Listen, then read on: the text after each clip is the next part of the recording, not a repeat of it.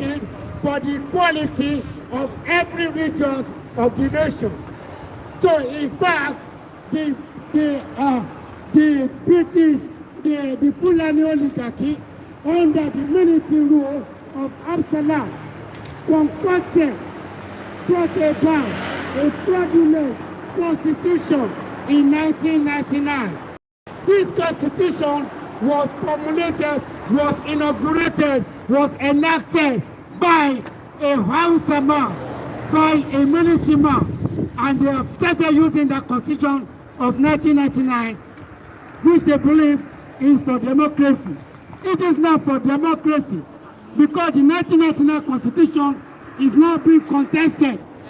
It's being contested because it is a fraudulent constitution. Yes. So now the nationalities of Nigeria, under Nigeria Indigenous Alliance for Self-Determination, we wrote to United Nations.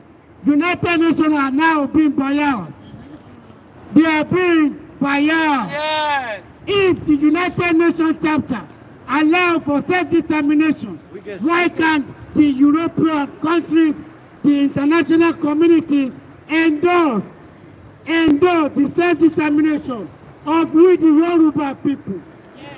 Because the 40 constitution, we see that it's not working. Yes. We now brought about force majeure. Yes. A force majeure is a legal instrument to tender our grievance against the 1999 constitution. Yes. It was on this 1999 constitution that this force majeure was enacted, was triggered in 16th of December 2020. Force majeure triggered on the 16th of December 2020. Information was given to Nigeria government that we need to come around a round table to discuss this constitution. This constitution 1999 needs to be further discussed. But the Nigerian government, after giving them 90 days, that 90 days started from the 16th of December 2020 up to the 16th of April 2021. A 90 days lapse, and the Nigerian government ignored this peaceful democracy discussion around the round table. The first major does lapse on the 16th of April 2021 and of March. We now further give all our elected politicians within the Southwest that we need to discuss the 1999 fraudulent constitution. If they were being elected under this first constitution, we who elected you within the Southwest, we say we don't want you to represent us on the federal government anymore. Yes. That you need to come back home. Yes. That this first constitution does not work for us in the Southwest. Yes. And what we are now seeking for is our own nation that we were before Nigeria was joined together. Yes. Our politicians, you need to listen. You are now sitting on a small screen of a gunpowder. Once it's triggered, once it's blown under your feet, you have nowhere to hide. Yes. Because we elected you to go and represent us in Nigeria. We do not need you anymore. What we now want is our own nation. Yes. A Yoruba nation. Yes. A Yoruba nation is what we are now clamoring for.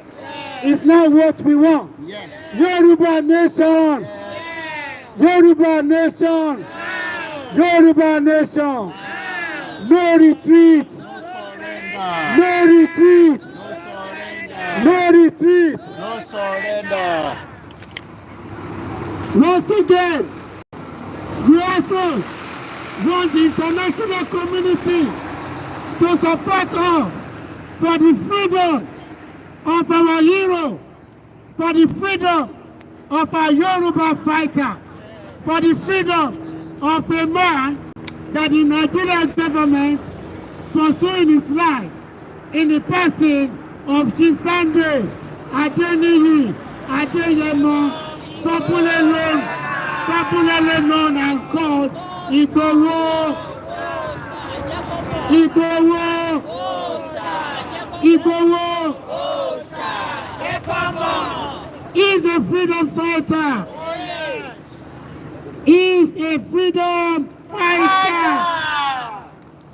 Because the Nigerian government under Buhari, the people of Buhari, the herdsmen, they want to ravage our land. They believe they can take over our land. These Fulani herdsmen, they went to a Yoruba city who is known as Igboho. Igboho came to limelight when the Fulanis went to Igboho. They killed herdsmen, they killed the farmers. Yes. In one of these pictures here, I borrowed it. This man you can see here, Yes. he had a lamb farm where he oppressed about 200 people in Igboho area. Yes. And this Fulani herdsmen, they are fortified with AK-47 and ammunition. They went to his farm. He lives in Germany. He created farm settlement in Igboho. These Fulani people, they went to his farm. They destroyed his farm produce. This man in question, after he challenged them for attacking his farm, for destroying his farm produce, what did the Fulani people did was he was killed. He was murderous. The situation where he was killed was so gruesome. This man in question, Dr. Aborede, who was a citizen living in Germany, he was killed. He was butchered. Yes. Yes. And that is what Fulani people do. They will go to farm settlements, they will destroy their farms, and once you have been challenged, well, they will kill the person. So, when she sent the DMO Igboho, where he learned about this, that the Fulani were out to take over Igboho, he challenged them. When he challenged them, he gave them an ultimatum that we want you to peacefully leave our land. We want you to leave our land. It was then that he went and chased them out. Because Buhari is protecting the Fulani. Yes, sir. Igboho challenged the incursion of Fulanis to our territory. The government of Nigeria now put Sunday Igboho under surveillance. From there, on a fateful day, the 1st of July, 2021, at exactly 1:30 a.m., it was on a Thursday, the Nigerian government, they sent military personnel, covering about 200 to his house. It was like a Gestapo attack. They attacked his house. They attacked the house of Sunday Adeyemo Igboho on a fateful, very early hour of Thursday, 1:30 a.m. They attacked his house. 2 people were killed in his house. 13 people were arrested in his house.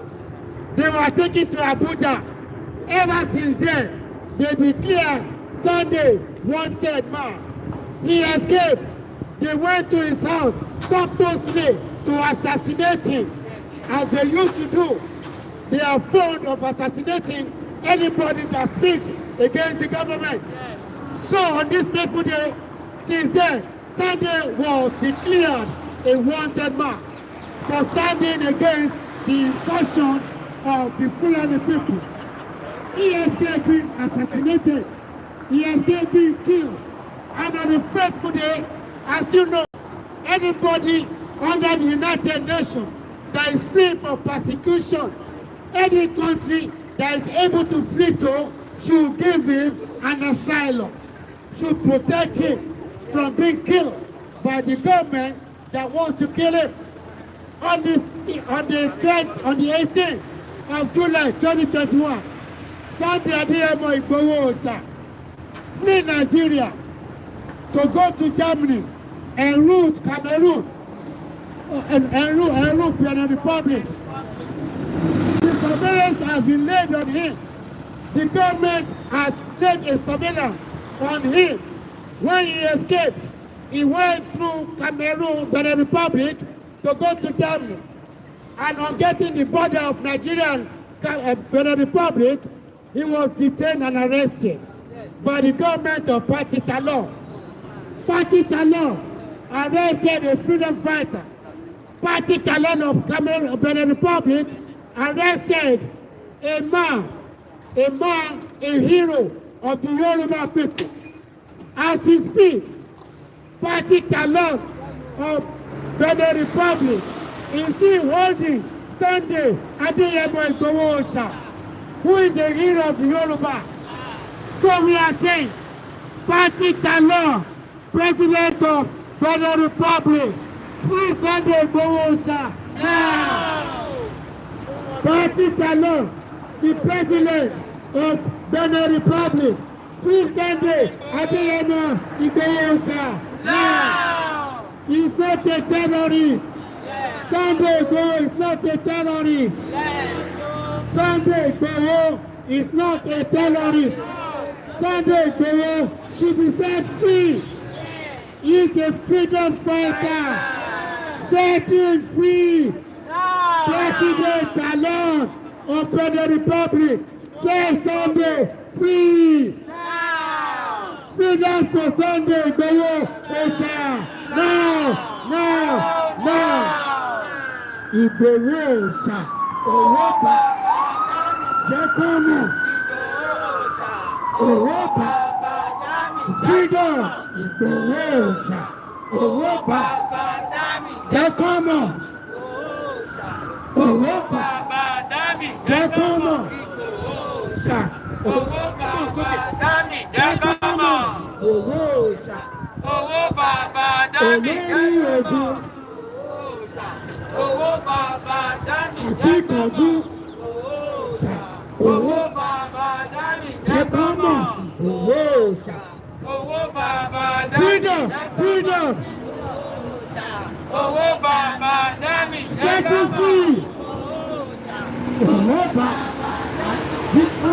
Igboho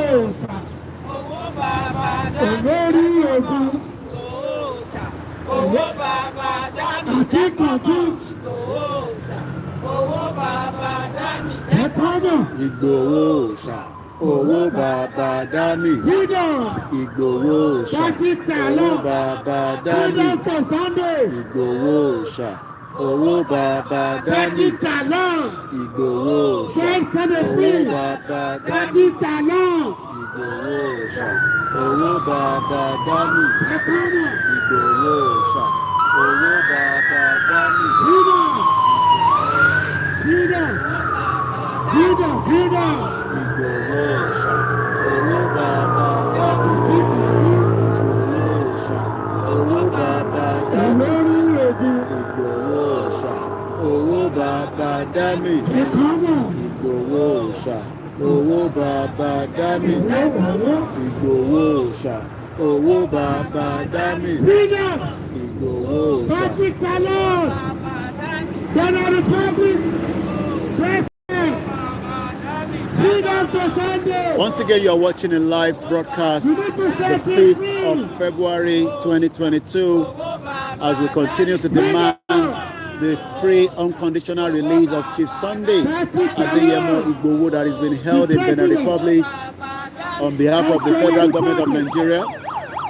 He must be released because he hasn't committed any crime or any atrocity. Again, we appeal to the international community to intervene in the crisis, the genocide, the human rights abuse of every Nigerian that is taking place in Nigeria. We are using this opportunity again to tell the world that we do want a complete, total self-determination to opt out of Nigeria, as Nigeria has become a crime scene to millions of Nigerians.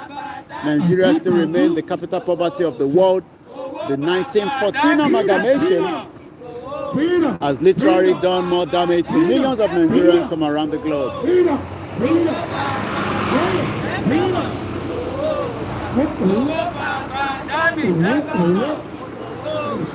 Once again, he should be set free. The president of the Republic said Sunday Igboho shall free. That is what we are saying. We want freedom. lẹ́ẹ̀kan sí akí gbogbo èyí tí ẹ ti darapọ̀ mọ́ wa iwájú nọ́mbà 10 Downing Street ọ̀dọ̀ Boris Johnson ibẹ̀ la tún wà ní ọ̀sán yìí tí a ti ń sọ fún gbogbo àgbáyé pé Igboho kì í ṣe criminal. You want him to be set free. Freedom for Sunday. Sunday Igboho shall.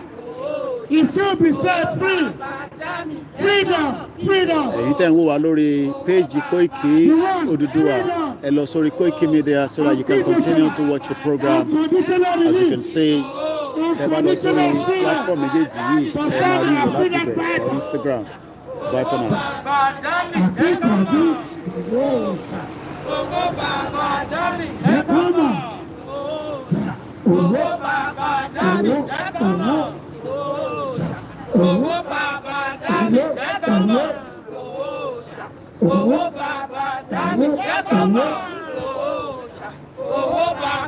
We are the Yoruba people in the southwestern part of Nigeria. We want to break it from Nigeria. We want the Nigeria to break it down. We want our self-determination. We want our own nation. Our nation of the Yoruba. The Oduduwa Republic. We are the people of the Yoruba. We need the southwestern part of Nigeria. Sunday Igboho is a freedom fighter. He's been detained by the Republic. We want freedom. Freedom for Sunday Igboho. He's a hero. He's a freedom fighter. He's the hero of the Yoruba people. We are singing for his freedom. We are clamoring for his freedom. He should be set free. Freedom for Sunday Igboho. Freedom for Sunday. Adomi Adeyemo. President Talon of the Republic. Set Sunday free. This is what the women are saying. This is what the women are saying. They want Sunday to be set free. Igboho to be set free. Owoba Akinkanju ja owo owo owo owo.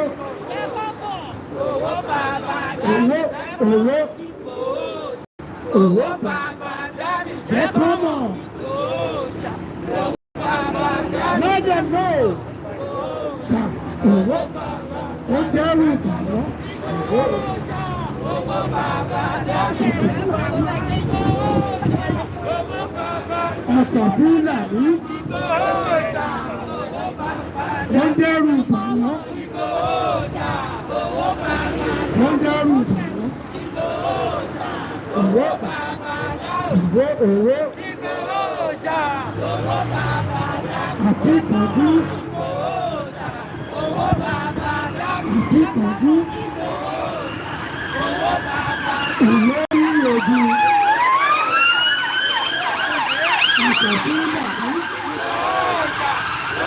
Ìwájúlé Boris Johnson la wà yìí èní ní Saturday 5/2022 tí a fún Benin Republic kó fi Igboho sílẹ̀ kò kí ń ṣe ọ̀daràn.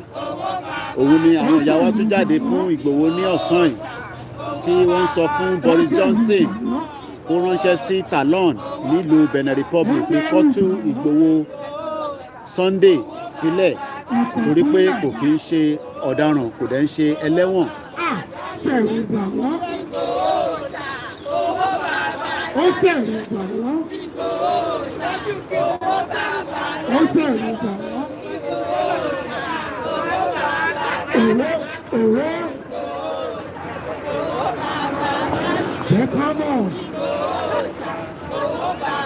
Send voice note. Send voice note. Send voice note. So to get in touch.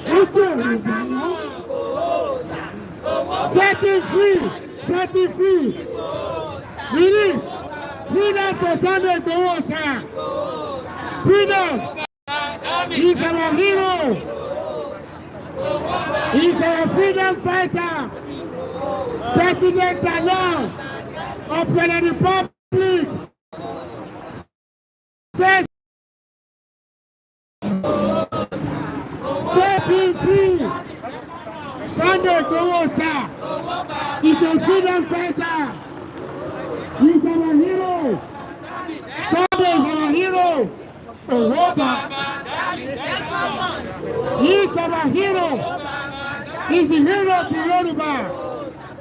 He's a freedom fighter for the Yoruba.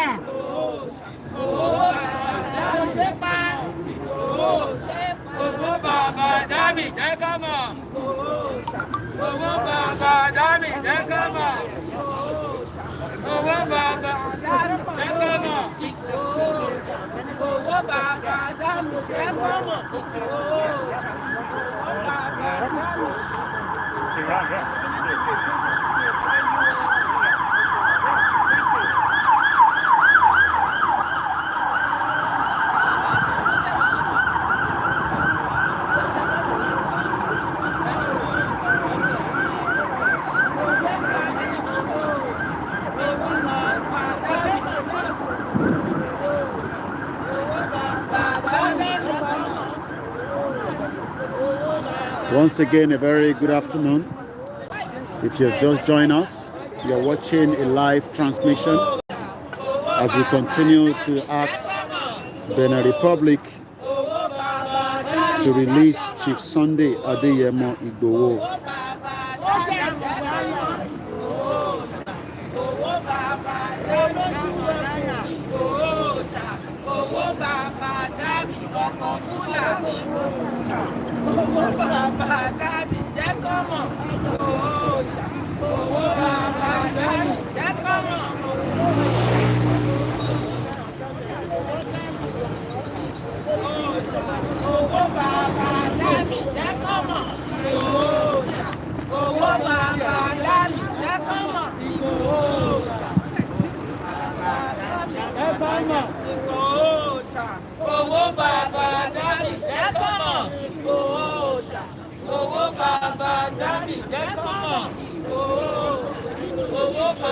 Once again, it is 5 February 2022, 2:45 p.m. in London, just opposite number 10 Downing Street, where we continue to demand for self-determination from the contraction called Nigeria, and likewise the total release on condition of Chief Sunday Adeyemo Igboho. We need our freedom. We want to be free from terrorists. We want to be free from oppressors. We want our land back. We want our self-determination. Yes. We are tired of Nigeria. Yes. We want Nigeria to end now so that life can be saved. Yoruba life matters. Yoruba life matters. We are Yorubas.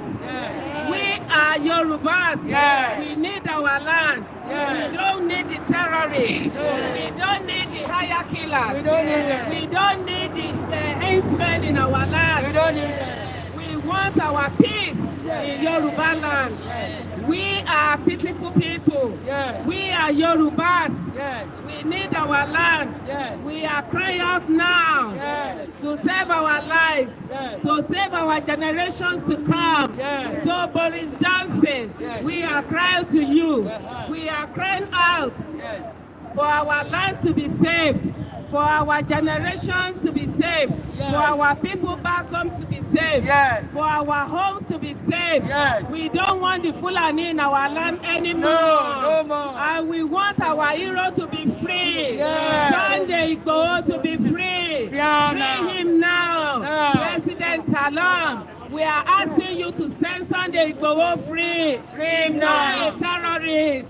He's not a killer. He's not a terrorist. He's not a criminal. Send him free now. Now. Send Igboho free. Send Igboho free. We want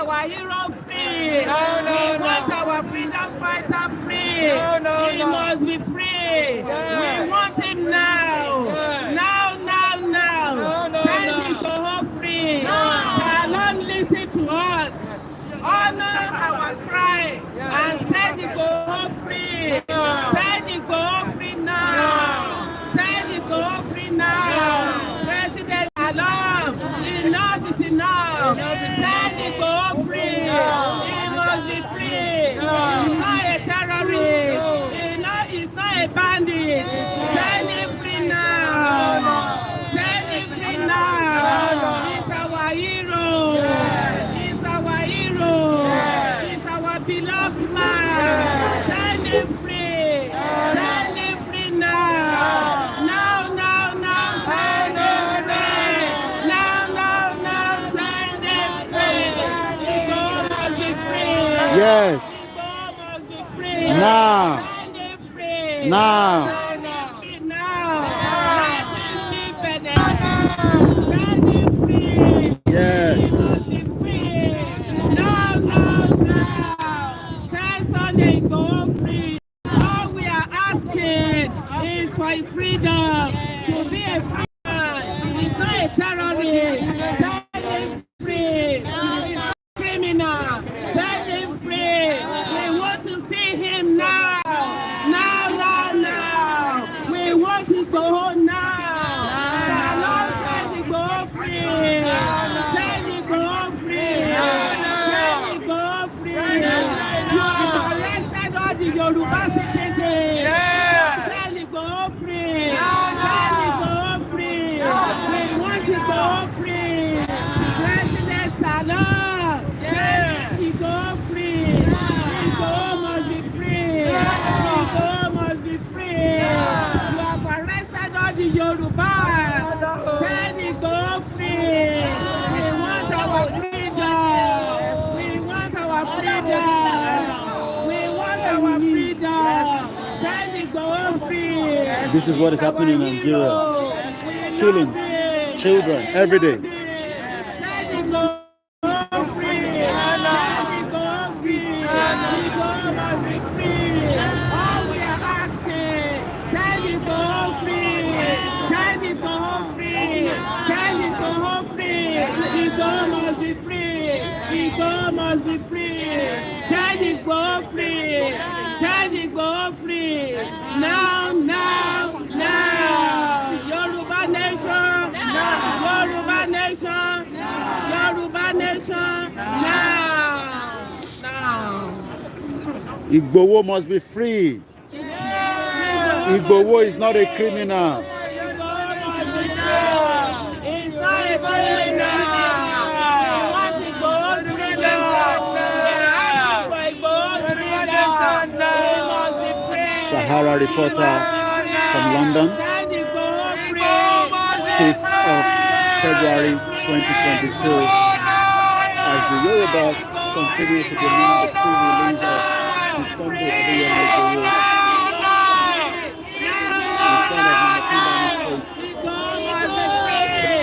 Sahara reporter Igboho must be free. We are asking for his freedom unconditionally. Set Igboho free. Let him go. Let him go.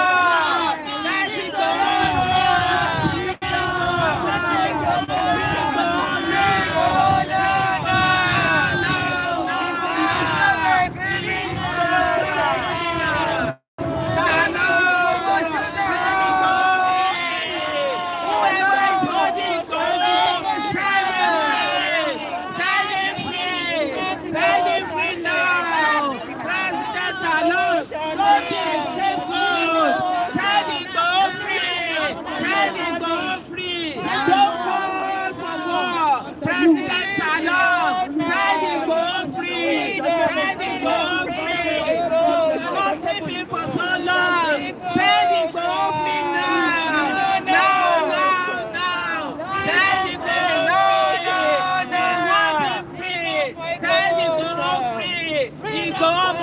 He's not a criminal. He's not a terrorist. marriage. So set him free. President alone.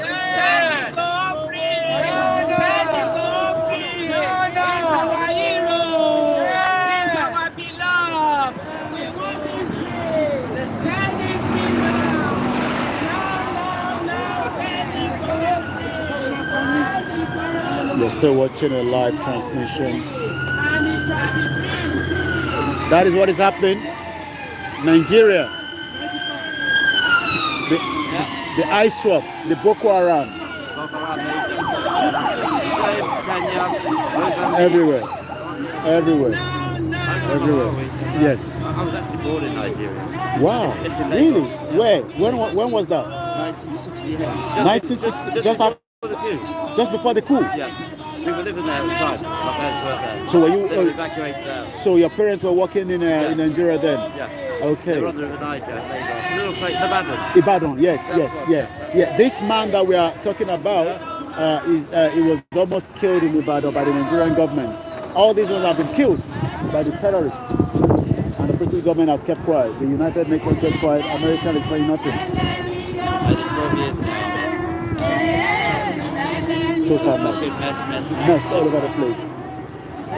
All right, take care. And don't sorrow nìyẹn, Sherry. Ó ní total mess ní Nàìjíríà. Àgbàlá ara bàbá tó ń lọ yẹn, ó ní àmì lòun ṣe. Òun ló ń lọ yẹn pẹ̀lú ọmọ ẹ̀. Yóò máa fẹ́. Lẹ́lẹ́ ni yóò máa fẹ́. Lẹ́lẹ́ ni yóò máa fẹ́. Lẹ́lẹ́ ni yóò máa fẹ́. Lẹ́lẹ́ ni yóò máa fẹ́. Àsíá Yorùbá nation. Lẹ́lẹ́ ni yóò máa fẹ́. Lẹ́lẹ́ ni yóò máa fẹ́. Lẹ́lẹ́ ni yóò máa fẹ́. Lẹ́lẹ́ ni yóò máa fẹ́. Lẹ́lẹ́ ni yóò máa fẹ́. Àsíá Yorùbá nation. Lẹ́lẹ́ ni yóò máa fẹ́. Lẹ́lẹ́ ni yóò máa fẹ́. Lẹ́lẹ́ ni yóò máa fẹ́. Lẹ́lẹ́ ni yóò máa fẹ́. Lẹ́lẹ́ ni yóò máa fẹ́. Àsíá Yorùbá nation. Lẹ́lẹ́ ni yóò máa fẹ́. The 5th of February 2022 in London, opposite number 10 Downing Street, as the Yoruba continue to demand the total freedom from Nigeria. Once again, we are appealing to the international community to respond to the genocide, the crime against humanity that is happening in Nigeria. And we hope something will be done. As the Yorubas are out again demanding a total freedom out of Nigeria, it is Koiki Media bringing the work over to your doorstep. The 5th again of February 2022 on a bright afternoon Saturday in front of number 10 Downing Street, Whitehall, SW1 London.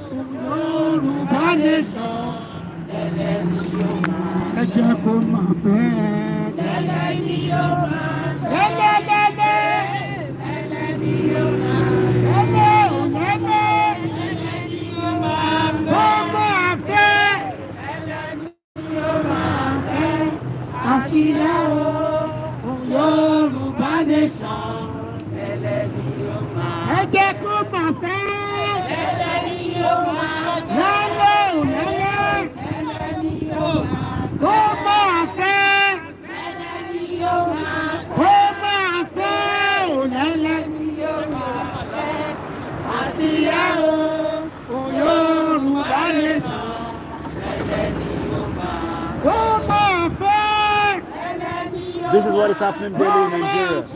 Killings. Nigeria. People have been massacred, killed, and the international community are keeping quiet. In 1914, 107 years ago, Britain merged the country together. So I'm the Yoruba tribe. We have the Igbo, we have the Hausa, so we have about 250 ethnic groups. We now have the minority that are coming from outside the country called the Fulanis. They're taking over majority part of the north. They are now encrypting into the other part of the Yoruba land and the Igbo land, and these are the mess they're creating on a daily basis. This is the flag of our nation. On my website. This is Instagram, the flag Twitter, of our nation. all in simple English for you to Our understand. nation, And the this is Yoruba why we're nation. saying that what we want now A is new we nation want a about to be referendum, born. just as the British A people left Yoruba the European nation Union. There wasn't of any the war, there western wasn't any part of fight. Nigeria. Give us the referendum A to decide Yoruba whether we nation want to be part of Nigeria or very not. soon will be hosted So, for the whole world to see, to see the glory, the glory of the new nation. To see that's the why we're glory, out every day. the glory You know, of the if Yoruba I people, take you to Yoruba just people, under a couple the of glory days of the ago, black which was nation. yesterday alone, Yoruba this people, just came up. we are the glory right? of the black people. The Yoruba Unspecified number people, of we are people were the glory yesterday adopted of the with delight several of the whole sustaining world. varying of kind of He degrees says, of Lion injuries Beasley when will be suspected terrorists slain. armed to the This is a teeth new nation stormed that will Castina soon be is in the witnessed northern part of by the Nigeria whole world. village. A nation of These the are the Yoruba, ice swap. a nation of the Oduduwa Republic. The current So we are government saying, is actually a clan to this Fulani. It's part of the ethnic group. So it's actually doing nothing. And the British government has actually kept quiet as well. They are aware of all these things. But the BBC is not going to report this. ITV is not going to report this. So what has actually happened in Afghanistan is just a child's play to what is about to explode in Nigeria. You will find out what country are you from? France. So what is going to happen is, by the time the war starts, the first people that will go there to evacuate their people out, the French, the German, the Italy, right? So, and again, we have this particular man that was fighting on behalf of the people. He's been held in the Republic. Then he was put by France. He's now currently held 6 months. The government tried to kill him. They sent machinery, the soldiers, July 1st last year to assassinate him, but he escaped. And he was, he's got a residence in Germany. He was on his way to Ghana from the Republic. He's now been stopped, held in the prison. We understand the international community, their citizens may not know what is really happening, but by the time they the people will understand. We might look like a small number now, but when the world breaks loose, just like Afghanistan, just like Syria, Libya, the people will start asking, how long has this been going on? But this has been going on for over 6 years, for a very long time. Check it out, man. Thank you.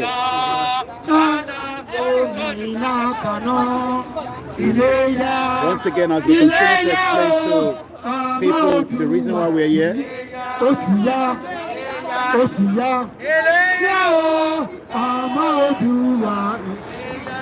know, we'll flag the British, we should flag looking begging. Shall we flag the British? Shall we flag one? Shall we flag one? So kí ló wá dé táwa náà fi dá dúró gẹ́gẹ́ bí orílẹ̀-èdè kan. So, and it's not about us. Kò ń ṣàwọn nìkan la máa ń protest, you know. Tí bá gbé lọ síwájú bẹ́ẹ̀, I think these ones are protesting as well for something. People are here to, you know, to let the international community knows, you know. So there is a lot. Shuri, you see this? The corrupt Tories. You can see that. You see, people fight for their freedom, corrupt Tories. Our government is rotten to the core. You can see that, you see? So when we tell you back home that the government back home is corrupt, even the British citizens know that their government is so corrupt. And as you can see there, the British created Nigeria in 1914, but they don't want to untangle it because it's part of the corruption. The crude oil, they don't care whether people die or not. And that's why we are there as well again. Well done. So tẹ́ bá fẹ́ freedom ẹ máa jà fún ni o àwọn ọmọ Britain wọ́n jẹun yóò ebi ò pa wọ́n ṣòro bá ṣe ń dán lójú ṣòro wọ́n jókòó síbẹ̀ ní sàn àwọn mẹ́ta, right, talking about their government that is corrupt. Ìwọ jókòó síbẹ̀ kó máa sọ pé àmọ́ tá à ń ṣe Kàdáwó lápọ̀ tí kò yọ, ká lọ gbòmí lákàná. Once again, a very good afternoon to those of you that are watching us from different parts of the globe. Ó ti yá, ó ti yá, ó ti yá, ìwà ìléyá ó ti yá.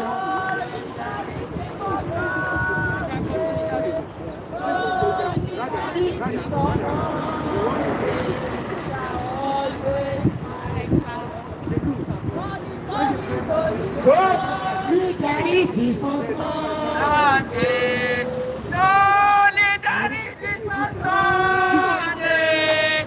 Solidarity for Sunday. We shall always stand by our right. Oh yes. Solidarity for Sunday. In 5 of February 2022, Iwaju number 10 Downing Street in London. Solidarity for Sunday. Adeyemo. Solidarity for Sunday. Igboho. Solidarity for Sunday. We shall always stand by him. Solidarity for Sunday.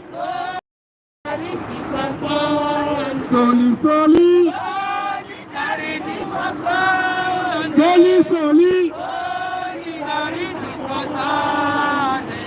We shall always stand by him. Solidarity for Sunday. Adeyemo. Solidarity for Sunday.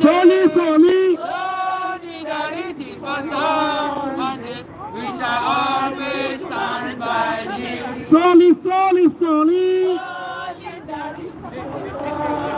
Freedom. Solidarity for Sunday. Solidarity for Sunday. This gentleman is from Germany.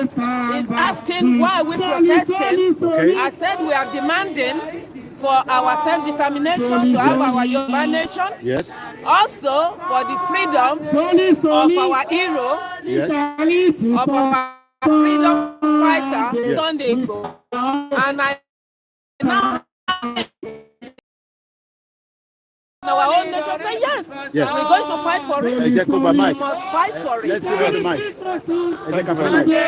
Ẹ fẹ́ sọ̀rọ̀. Ẹ jẹ́ kó ẹ fún ní mic. They're going to give you the mic. Yeah.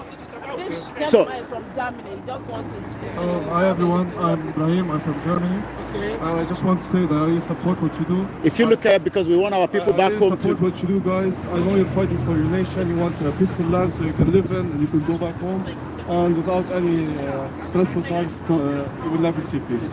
So I wish you all the best in your protest. So let me ask you, what does it mean to be free, and what does it mean to have your own nation Okay. as a citizen, like you are from Germany? So would you like another person to continue to rule you if you are not meant to be a German citizen?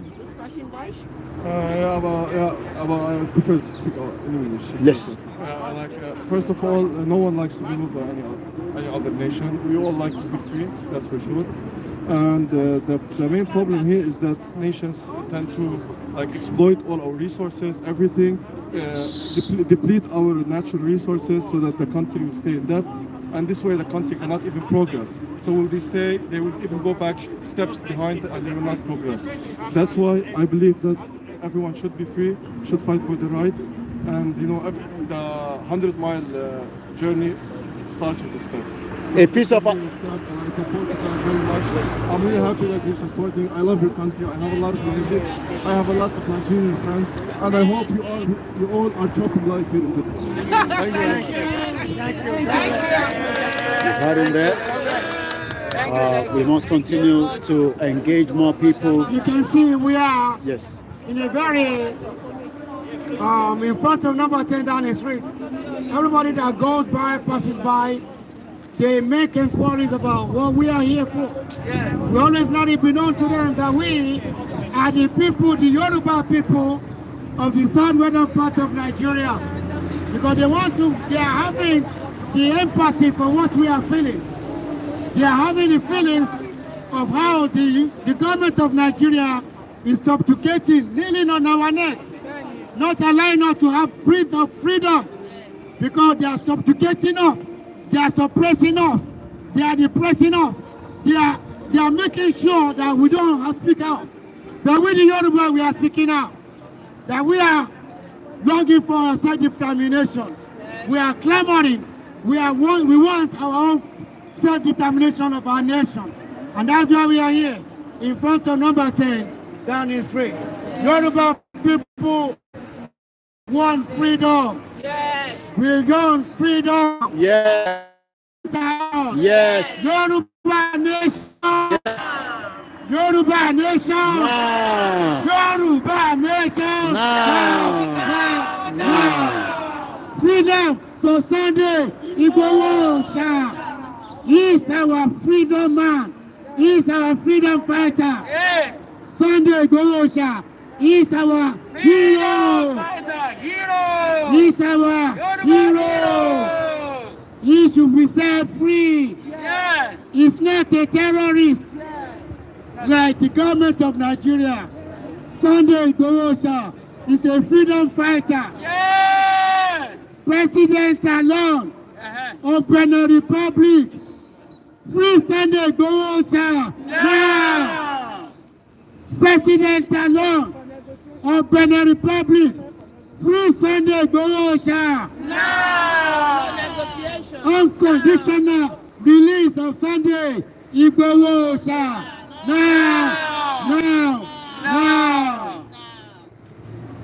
Anybody? Somebody else? Gbogbo yín ẹ̀yà máa sọ̀rọ̀. Ẹ wo orí tí yín.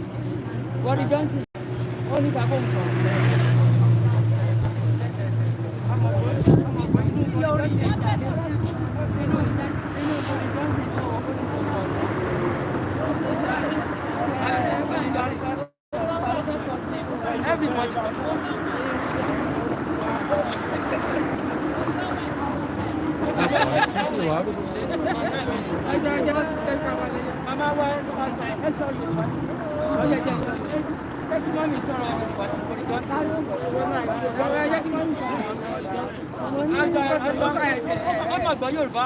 Once again, a very good afternoon, good evening, as we continue to demand the total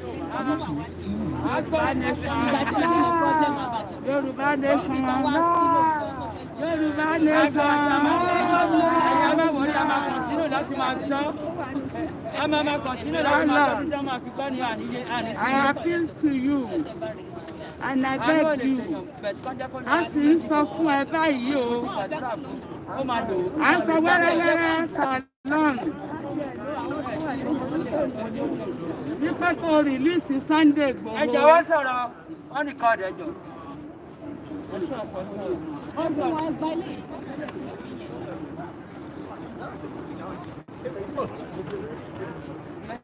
Hello. Yoruba nation. Yoruba nation.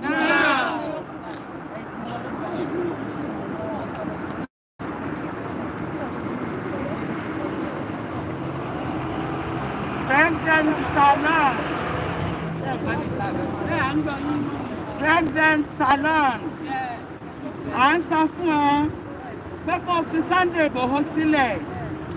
Sunday Igboho kì í ṣe apààyàn. Sunday Igboho kì í ṣe Boko Haram. À ń sọ fún ẹ pé kó fi Sunday Igboho sílẹ̀. Sunday Igboho ẹ ṣe Boko Haram. Fi Sunday Igboho sílẹ̀. Fi Sunday Igboho sílẹ̀.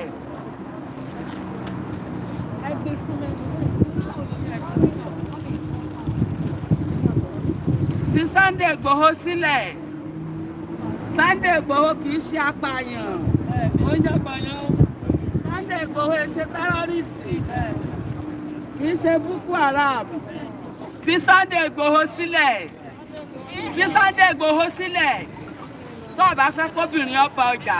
Salon. Má fi Sunday Igboho má fi ṣe negotiation pẹ̀lú Nàìjíríà fi Sunday Igboho sílẹ̀ lẹ́rọ̀ Talon kí ìwọ náà kó má bàa kábàámọ̀ fi Sunday Igboho sílẹ̀ kó má bàa kábàámọ̀ fi Sunday Igboho sílẹ̀ lẹ́rọ̀ kó tó di pa má fi ṣèdúnadúrà o pẹ̀lú Nàìjíríà apààyàn Nàìjíríà ègún sì ń ké fún ẹ Talon ègún sọ fún ẹ Talon wọ́n ní kó má fi ìlú àwọn ṣèdúnadúrà fi Sunday Igboho sílẹ̀ fi sílẹ̀ ṣèbá fẹ́ kọjá lu yín lásán ni tí kò bá fẹ́ bá fún lọ́nà wípé kó kọjá ẹ fi sílẹ̀ kó gba bòmíì ẹ fi sílẹ̀ kó gba bòmíì ẹ fi sílẹ̀ kó gba Nàìjíríà Talon má gbàgbé Ọlọ́run tó dá ọ ìwọ náà irú ẹ̀ ti ṣẹlẹ̀ sí ọ rí o tó sá lọ sí France ṣùgbọ́n nígbà tó kọ̀sẹ́ni tó nígbà tó ń lọ kọ̀sẹ́ni tó dínà mú ẹ Talon enough is enough ó tó gẹ́ fún ọ fi Sunday sílẹ̀ Talon enough is enough fi Sunday sílẹ̀ don't let woman fight with you Talon má jẹ́ kóbìnrin ọba ọjà láti dá obìnrin yìí wà á fàṣọ yìí bí ọ wọ́n tó bọ́ sẹ́tẹ̀ fi Sunday Igboho sílẹ̀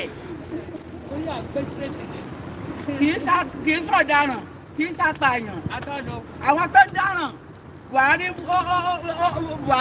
ó ń dáàbò bò wọ́n àwọn tó ń pààyàn Buhari ń dáàbò bò wọ́n àwọn tó ń kidnap Buhari ń dáàbò bò wọ́n Sunday ò ṣe kankan nu gbogbo ẹ̀ kì í ṣọ̀daràn kì í ṣàpàyàn kì í ṣe kidnapper Talon wọ́n ní kó o dè mọ́lẹ̀ ìwọ náà dẹ̀ dè mọ́lẹ̀ kí ló ṣe fún ẹ lọ akẹ́ fún ọ tó o kó o tó rí ìjà obìnrin ọ̀pọ̀ ọjà rẹ̀ ọ̀pọ̀ gbogbo obìnrin àgbáyé gbogbo àwọn abiyamọ òde ọ̀run gbogbo àwọn abiyamọ Oòduà wọ́n bọ ọjà tó bá fi Sunday sílẹ̀ tú sílẹ̀ jẹ́ kó lọ tú sílẹ̀ má fi dọ́rẹ̀ẹ́ ẹni tó sọ fún ọ pé kó o bóun dé mọ́lẹ̀ má dé mọ́lẹ̀ o kì í ṣọ̀daràn o kì í ṣẹ́ni tá ẹ lè dé o afàsìkò yìí ké fún ọ tó o ní Sunday sílẹ̀ o aké fún ọ tó o ní Sunday sílẹ̀ o aké fún ọ tó o ní Sunday sílẹ̀ o ó tó gẹ́ etí ẹ̀ jákè etí ẹ̀ kọ́ là o jákè etí ẹ̀ kọ́ là o. ẹlẹ́wọ̀n obìnrin máa hin ìròwò wá bá ẹlẹ́wọ̀n obìnrin máa hin ìròwò wá bá. Talon à ń ké fún ẹ o tó o bá fẹ́ kóbìnrin ó kọ́kọ́ jáde ń wòwò wá bá o gbogbo àwọn obìnrin ayé obìnrin ọ̀run gbogbo obìnrin àgbáyé àárín ìhòhò wá bá ẹ orí ẹ ò gbé o fi Sunday sílẹ̀ o ẹ̀mí ẹ̀ ò gbé gbogbo ohun tó ń ṣe yìí ó kéré sí gbogbo ohun tó ń ṣe yìí o tó bá bá dójú ẹ̀ yọ ọ lẹ́nu o fi Sunday sílẹ̀ o ẹ̀mí ẹ̀ ò gbé rárá tàbá ní òhò wọ̀rọ̀ pàpẹ́rẹ́ ẹ̀mí ẹ̀ ò gbé gbogbo obìnrin àgbáyé gbogbo obìnrin òbí ọ̀run wọ́n wà pẹ̀lú wa láti lọ ní òhò bá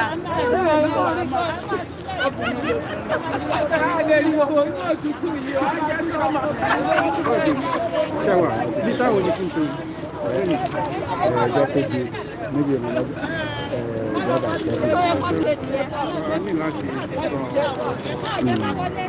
gbogbo àwọn kí ní òkú nǹkan tí ó máa ṣe lọ́nà bí i lásọ̀rọ̀ pọ̀ ọmọ píkì ní ọkọ̀ bá sọ mọ́ ọ̀rọ̀ ẹ ti lọ ẹjẹ́ kẹtẹ́ lọ káàkọ̀ sọ̀rọ̀ díẹ̀ ẹjẹ́ kẹtẹ́ lọ.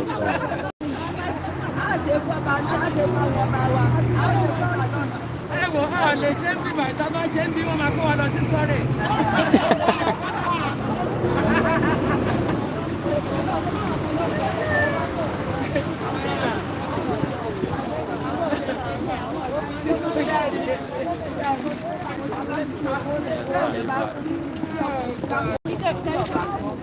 This is yours. Can I put it inside your bag? Yes. Títí ìpálẹ̀ mi ń sọ gbogbo gbèrè tó dé Sunday mọ́lẹ̀ lè mi sọ. Iṣẹ́ sì rí ta bá wá dèlù wọn torí àwọn ọ̀dùn wọn gan ti sọ fún pé wọ́n má kó oògùn jà wọn. Wọ́n ti sọ fún pé wọ́n má kó oògùn jà wọn. Once again, as we continue to tell the international community, somebody say, "Oh, this our mommy are making us laugh." Now, we never bought us even with that long.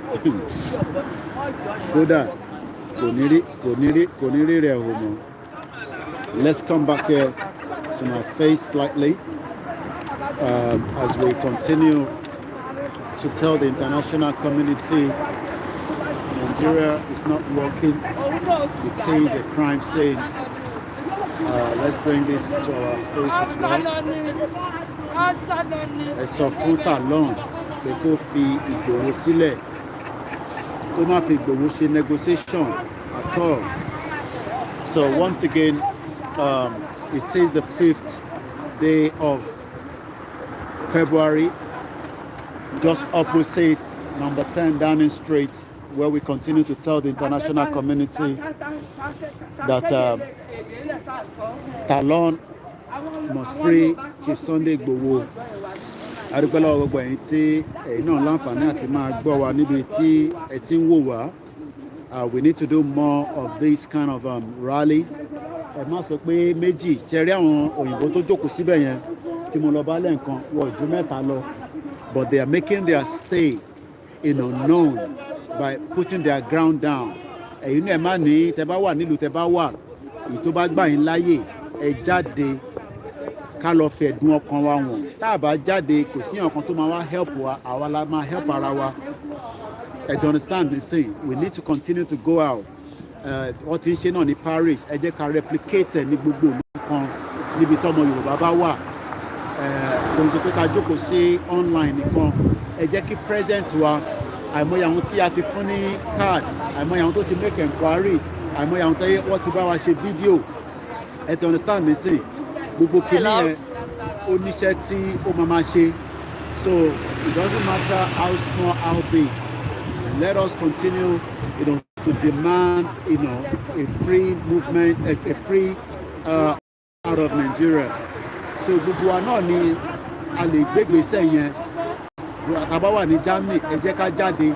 Tá bá wà ní Holland, ní Belgium, ní America, ní state kọ̀ọ̀kan, ẹ jẹ́ ká máa jáde so that gbogbo kìíní ẹ gbọ́ bí bàbá wa Professor Banji Akintoye ṣe sọ fún wa pé it goes a long way because gbogbo àwọn nǹkan tí ó máa jẹ́ footprint a máa sọ fún international community tí a máa fi negotiate pẹ̀lú wọn pé àwa ta fẹ́ lọ a serious kọ́ máa kọ̀ máa rò pé serious torí pé ìtagbédání bí ṣe máa ń sọ kò kí ń ṣeré tá a bá dẹ̀ ti kúrò ní Nàìjíríà that means pé a fẹ́ jẹ́ kí Fúlàní kó kọ history mi fún wa nìyẹn tá a bá dẹ̀ fẹ́ kí Fúlàní kọ history mi fún wa ẹ jẹ́ ká dìde nísìn.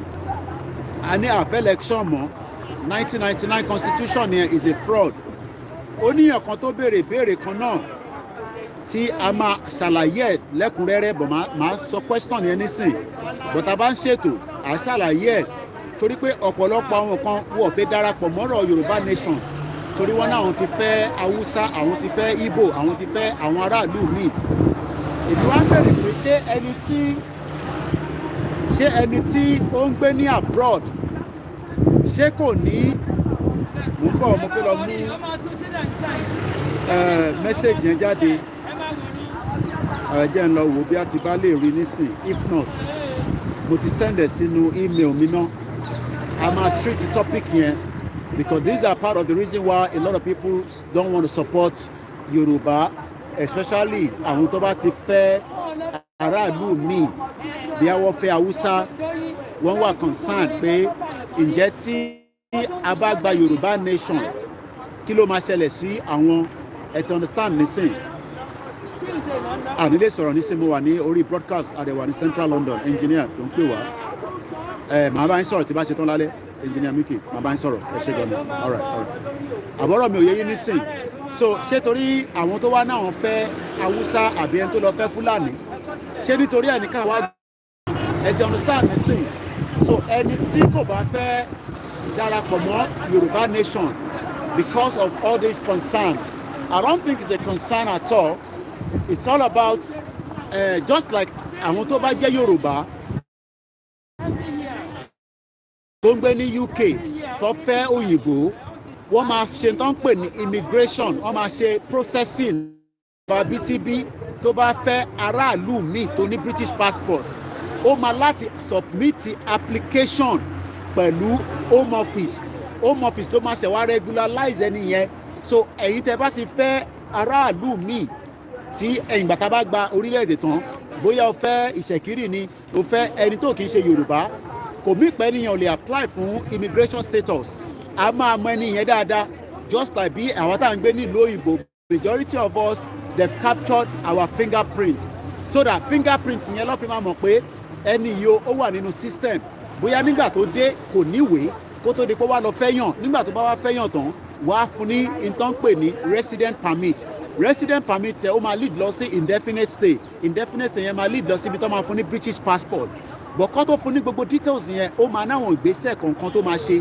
àbọ̀rọ̀ mi ò yé yín nísìn so ẹ má jẹ́ kí yẹn kó jẹ́ ìbànújẹ́ pé tá bá ti gba Yorùbá nation ẹni tí mo nífẹ̀ẹ́ tó jẹ́ ọmọ Ìgbò àbí bó bá jẹ́ Haúsá ló fẹ́ bó bá dẹ̀ jẹ́ Fúlàní náà ló fẹ́ kò ń ṣe pé àní mọ Fúlàní yẹn á fẹ́ mọ̀ ẹ ti understand nísìn so ìyẹn wà ó ṣe pàtàkì ó ṣe kókó so and these are let me give you the card you will be able to if you go on my website you will find more information about the how you're protected.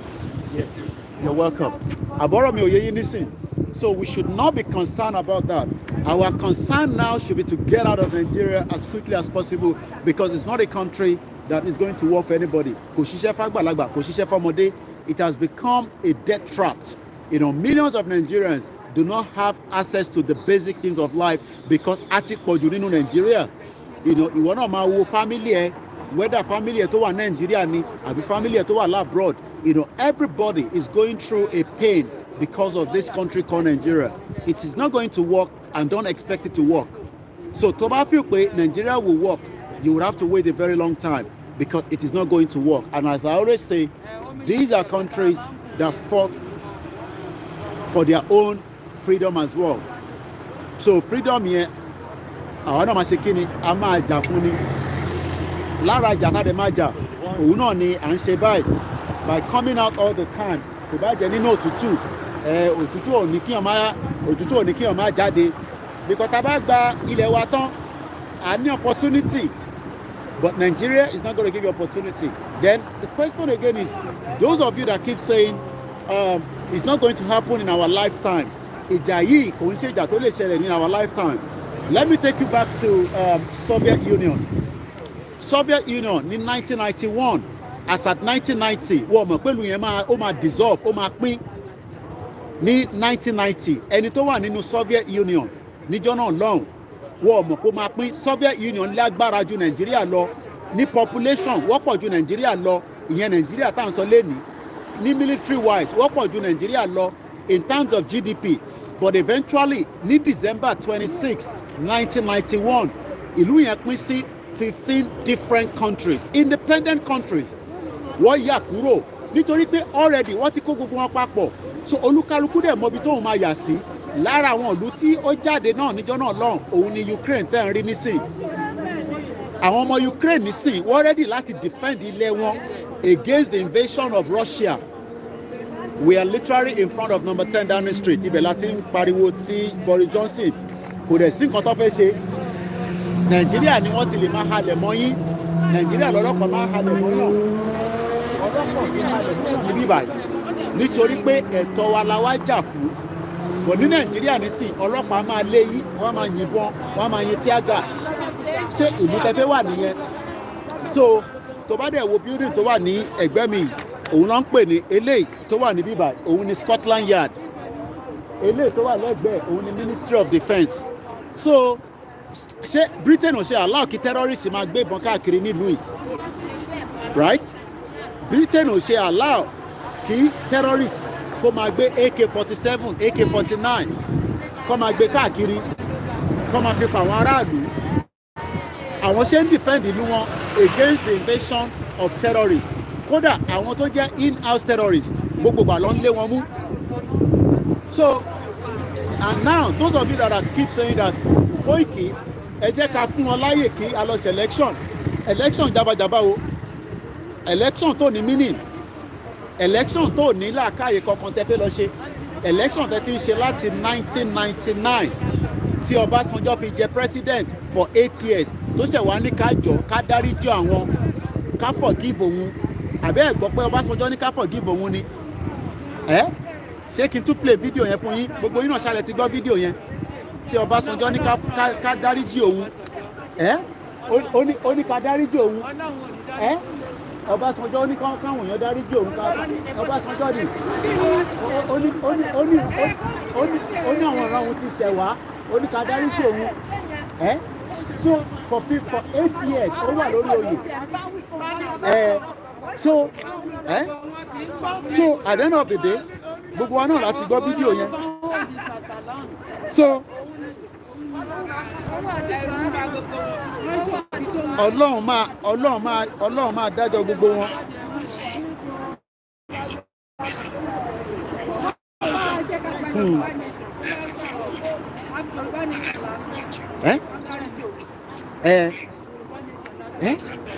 Oní ká forgive òun ká forgive òun ó ṣàṣe fídíò eléyìí ni bí a bí last week ó ṣàṣe ni so let us continue to demand we must do everything within the legal means. A máa gbé wọn lọ sí court ẹ má máa sọ pé Nigeria government ló ní court ẹ má bọ̀ ẹ̀gbọ́n mi ká bá àwọn èèyàn sọ̀rọ̀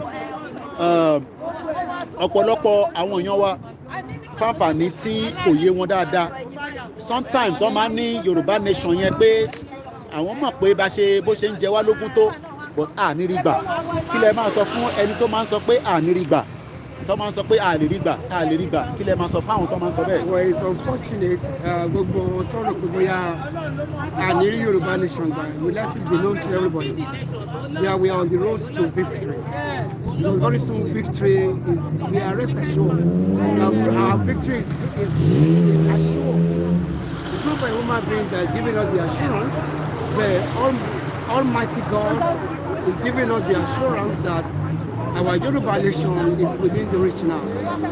So we've done everything humanly possible. We've done every peaceful process, every peaceful means for us to achieve the nation of the Yoruba. You know, since the first major was triggered in 2020, so which allows our own nation to come to be. That is what is required by the United Nations. That every indigenous people can have a self-determination of their own region. That is exactly what we have done. We triggered the first major. First major is to bring to the attention of the Nigerian government that the Constitution of 1999, that's the one we are contesting against. The Constitution of 1999 is a fraudulent one. And we are required the Nigerian government to come around the round table that this needs to be readdressed. 90 days was given to them, that is 3 months. From December 2020 to the 16th of March 2021. And that period lapsed. And the government of Nigeria ignored that force majeure for the roundtable discussion of the 1999 Constitution. Because we need to understand that 1999 Constitution was the one drafted by the government of Absalom. And when you look at the whole contents of the 1999 Constitution, it's not for the quality of the whole region. You know, Nigeria consists of 3 regions: the northern, the western, and also the eastern. But this constitution we're talking about is a fraudulent one that ceded a lot of powers to the northern oligarchy of the north. So, this constitution of 1999 is what we've been using for democracy. How can you, all our politicians, why can't you look into the contents of the constitution of 1999? that is not for the whole nation, and you are still clamoring for another election in 2023. Based on what? Yeah. When the foundation is faulty, obviously whatever you are building on it will one day crumble, and Nigeria is crumbling now. Nigeria is crumbling. That's why we are saying it's better for us to retract our steps and go back to what we were before, as a nation of Oduduwa, as a nation of the Yoruba. That's what we are asking for. There's nothing you can do now to say that you want to have another election in 2023. They will only deceive you. They will put a stooge there.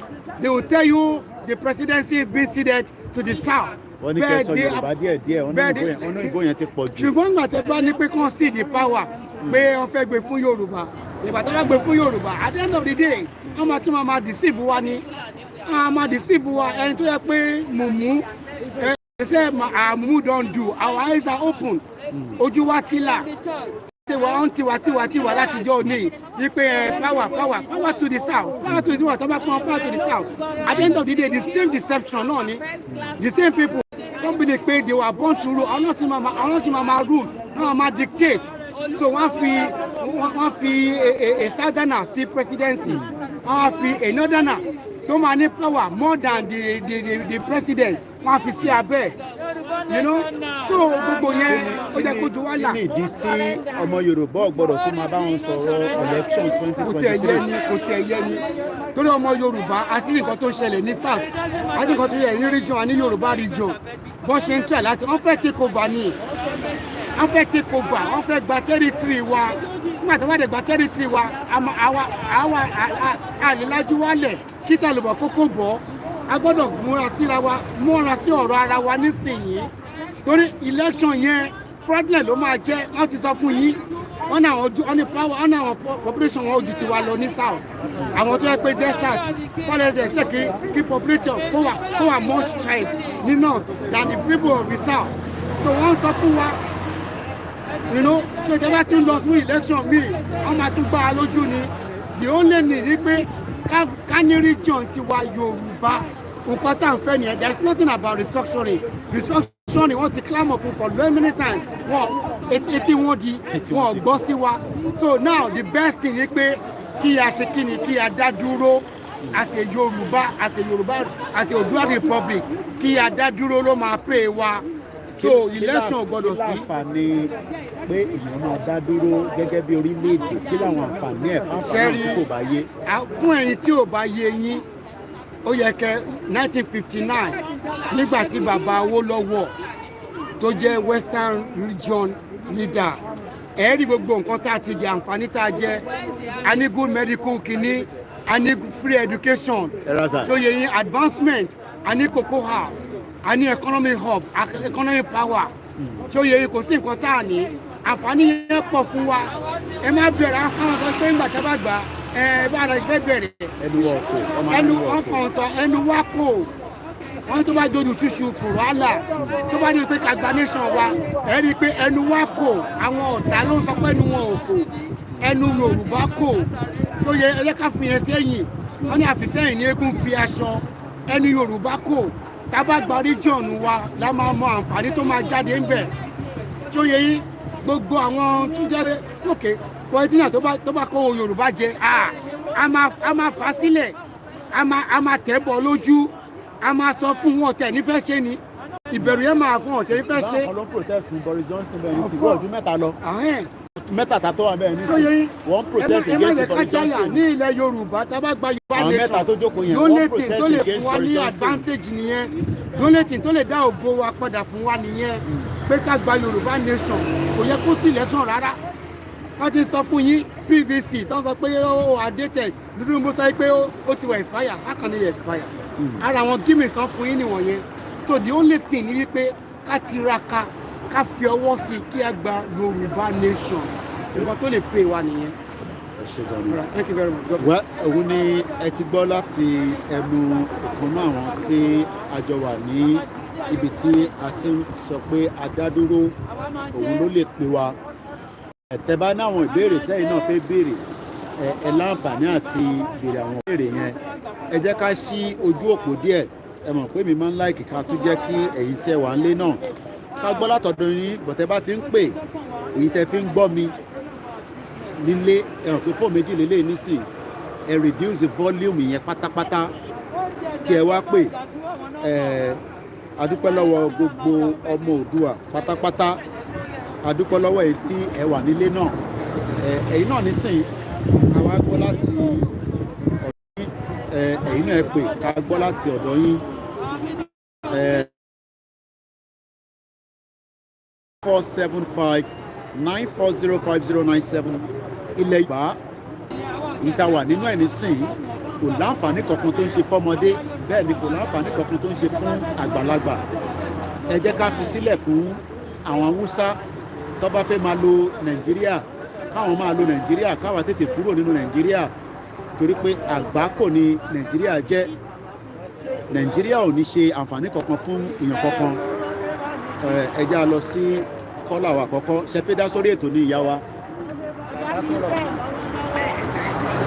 ẹ̀kọ́ ọ̀lẹ́ ẹ̀gbọ́n sókè láti Saudi Arabia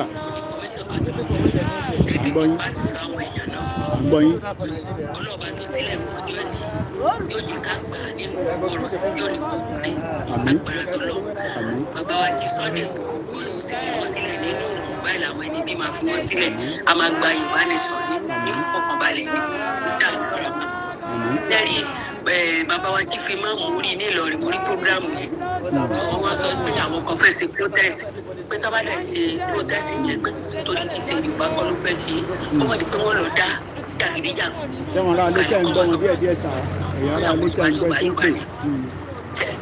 ṣé ń gbọ́ mi. ẹ máa sọ̀rọ̀ èmi ń gbọ́ yín mo kàn ń béèrè lọ́rọ̀ àwọn tó ń gbọ́ wa nínú ilé bí wọ́n ń gbọ́ yín ẹ máa sọ̀rọ̀ lọ èmi ń gbọ́ yín.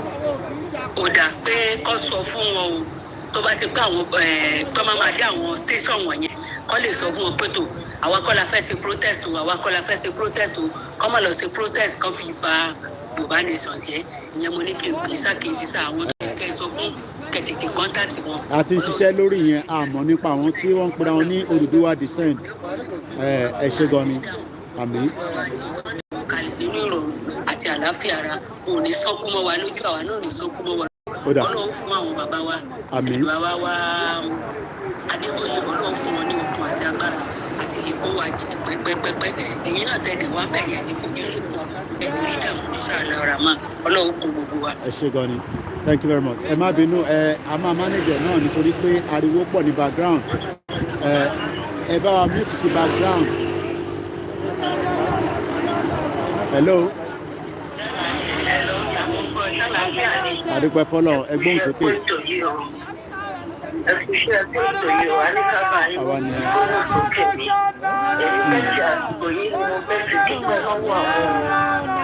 ẹ ṣe síwájú díẹ̀ tó ní ẹ máa sọ̀rọ̀ ìyá wa à ń gbọ́ yín náà. pé àdúpẹ́ gidi gan lọ́wọ́ wọn on behalf of àwọn obìnrin. màá pè yín padà ẹ jẹ́ àti fẹ́ wrap up níbí bá èmi á pè yín padà ẹ lè láǹfààní àti pé ẹ dá sí padà màá pè yín padà mọ́mì màá pè yín padà.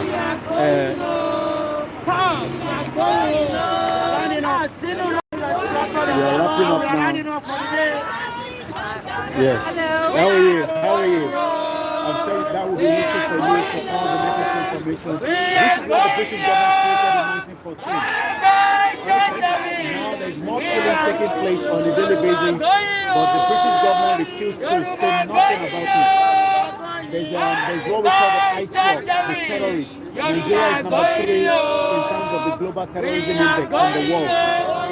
So the reason why we are out here every day is to demand that we want to opt out of Nigeria just as the British left the European Union. That's the reason why we are here. Yes.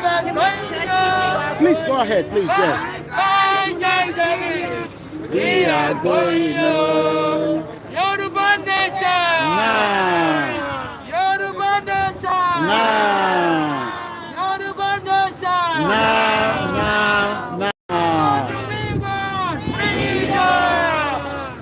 we want? Freedom. What do we want? Freedom. When do we want it? Now. So we're closing for the day. Yeah, so We have done our peaceful rally in front of number 10 Downing Street.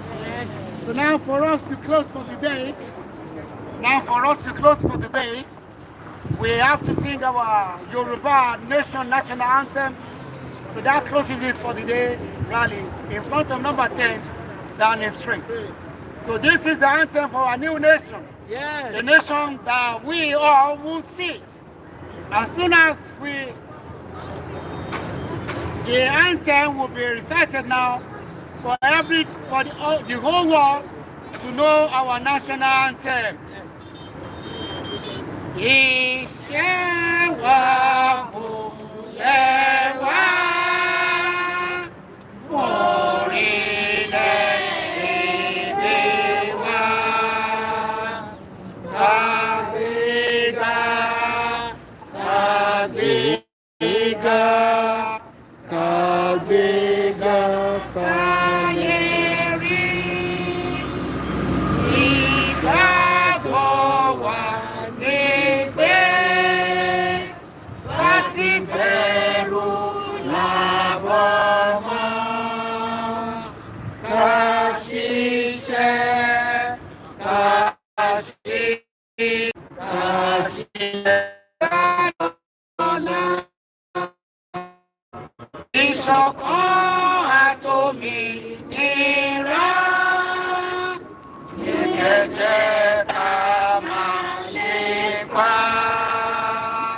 Tẹ̀síwájú fọ́pọ̀ ire àtọwọ́ tó dára.